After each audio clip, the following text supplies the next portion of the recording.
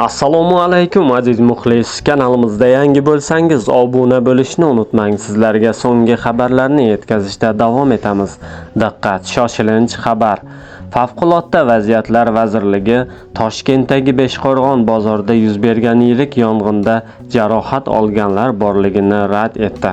Vazirlik matbuot xizmatining 6-aprel kuni ma'lum qilishicha, Chilonzor tumanida joylashgan bozorda yuz bergan yong'indan hech kim jarohatlanmagan.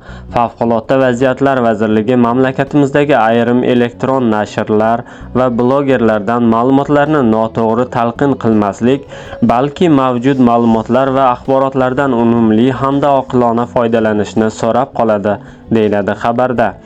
Beshqo'rg'on bozoridagi yong'in Toshkent shahridagi Beshqo'rg'on savdo majmuasida 5-aprel soat 16 ga yaqin yirik yong'in chiqdi. Yong'in joyiga favqulodda vaziyatlar vaziri general-mayor Azizbek Ikramov ham yetib bordi.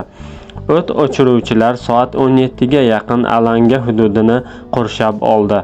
Voqea joyida bo'lgan Daryo muxbiri o't o'chiruvchilar to'liq ishga kirishguniga qadar anchagina maydon yonib ulgurganini xabar qildi.